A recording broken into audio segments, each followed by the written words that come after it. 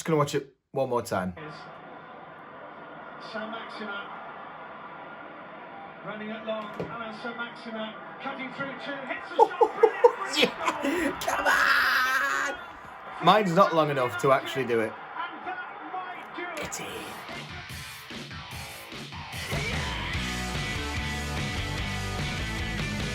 I'm not getting carried away, but however. Welcome back to the Gallagher Shots YouTube channel. My name is Emil San Maximan, and Newcastle eventually got through to the fifth round of the FA Cup for the first time since time began. A brilliant cup tie against a very good Oxford United who nearly did it against us, but then one man stepped up with the goods. These are the player ratings, and it's a bit nicer than the last one I had to do, let's be honest.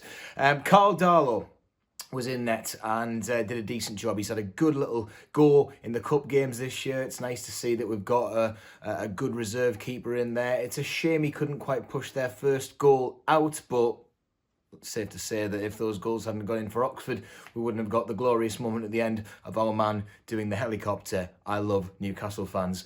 Some great saves throughout the game. He seemed calm, taking everything else quite well. 8 for Darlow. DeAndre Yedlin had a lot of speed. We know he can do what he can do down the wing, but he wasted 2 great chances late on in extra time. That could have been it. We could have been out of sight when he passed to Longstaff, or at least rolled a ball to his feet, and then that little bit where it was a mix-up with Atsu. Maybe could have done a little bit more for the equaliser. I think it's all going to be forgotten about, but I don't think Yedlin had the best game in the world. 5 for him. Another one at the back who didn't bring much, Fabian Schär. I hate to say it, my beautiful boy, but the defence was all over when Oxford seemed to be having a go. We were under so much pressure. Has to be said, though, Schär did kind of give it a good go in the final moments of the game. You know, he was chucking the throw-ins in. He was probably one of the ones that tightened up a little bit. So Schär gets 6, but still by no means a great performance. I don't even think Bruce was too happy with him because it looked like he chucked the ball at him, but never mind. I hope they make up, because if Schär leaves, I will leave the country. Lascelles had an excellent game. Captain's role, performed right to the bitter end. Some first half blocks which nearly wiped him out. Superb game from Jamal. 9 for him. Florian Lejeune, though, on the other hand, extremely sloppy on occasions. You know, you had Lascelles really running the shop at the back, but Lejeune just struggled to deal with a lot. There was some clearances which improved, but he made some questionable decisions and eventually came off. So Lejeune gets 4.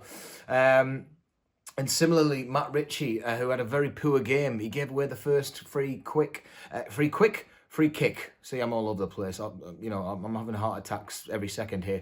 Matt Ritchie did give away that first free kick, but again, it was at that point where the ref was just giving them for anything that happened. 2 very odd free kicks, let's be honest, for the run-up to Oxford's goals. But never mind, in extra time, Matt Ritchie made sure we got it away at least, and that's all he can ask for. But again, to wrap up a pretty poor performance from the back, 4 for Ritchie. Matty Longstaff, let's start with the man who we want to sign on the dotted line eventually. He snapped away at everyone's heels, some great footwork. There was a nice little shot in extra time or towards the end, which he couldn't quite get there. And despite conceding that free kick for the second one, again, another dodgy thing from the ref, he was one of the few who never gave up fighting, and that's what you kind of want in this Newcastle team. These are the types of players that could, who knows, carry us all the way to Wembley. I don't want to get too carried away, but we're going. Matty gets 7. Matty gets 7. Sean Longstaff, his brother, finally recapturing some of the vibrance we saw last year. Finally outshining his brother in the same game. Well taken goal. Excellent lob to Joe Linton. What a beautiful ball that was. Well done, Sean. You get yourself a 10. Yeah. He was very good, Sean Longstaff, and apparently he was playing with an injury as well. Who's not playing with an injury these days in Newcastle? Ben Taleb, next. Some of the best we've seen from him. We've not seen much, but I think he was a lot better than the first game at St James's Park. Clever passes, really lush ball to Joe Linton, and I know it bounced a bit awkwardly for Joel, but he missed, and that's it. But Ben Taleb, the vision with that, there's some glimmers that we're going to see here. Moments of brilliance. You know, he wanted to get the ball back as well. He saw him lose it a few times, a bit where he fell asleep on the ball, but yeah, he was there. Ben Taleb played very well. 8 for him. Almiron next, who had an outstanding game. I thought he ran the park, chased everything down, worked hard in those early stages. He wanted every ball. I just love him. What an asset he is to our club at the minute. And now he's got the goals, the pressure's off his back. He's playing really well. 9 for Almiron. And finally, the man who I made a lot of headlines about on Twitter on Saturday by just defending the fact that he can play well in some games and play badly in others, but it doesn't mean that our entire season rests on him. Yes, he missed a sitter, but let's talk about that great assist to Sean. What a turn. Great little composed finish as well, with bags of area. That was the type of finish we wanted to see against Rochdale, and that was when he didn't have the confidence.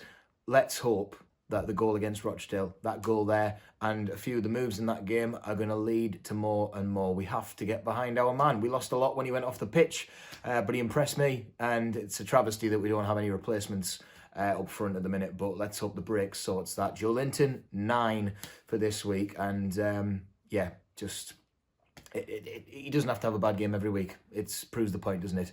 Even if it is League One. Subs, San Maximan. Let's get to the main man. He got a full game in the end. He replaced Joe Linton. And I have to admit, San Maximan, before the goal, I was pulling my hair out. He looked half-arsed. He improved massively. And those are the moments of magic that you want. As a Premier League team, you think, right, if they are going to give us a good go here, we need the one man that can make the difference. And he came up with the goods. Gave us that moment that we... just mental. And then a bit of fancy feet at the end, which everyone's resharing on Twitter. It's crazy. Crazy. What a player we have in San Maximan, but let's just see a bit more consistency next time. Because of the goal, it goes up to 8, but it would have been a lot lower had he not scored that, let's be honest. Hayden couldn't help in those last stages before they equalised. I don't really think he brought much anyway. He did go off injured the other day, so maybe it was a substitution that we didn't want to make, but a late appearance, he gets 5.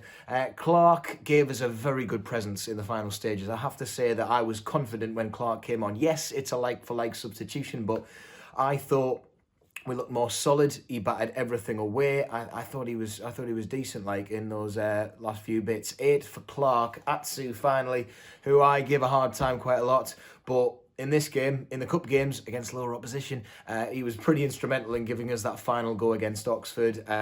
He passed the ball to San Maximan. San Maximan did the business. One of the first attacks as well that we achieved after the comeback. We were doing nothing prior to that. Atsu, in a word, helped us get that win. 7 for Atsu. We're into the next round for an even harder test, unfortunately, away to West Brom. Who knows?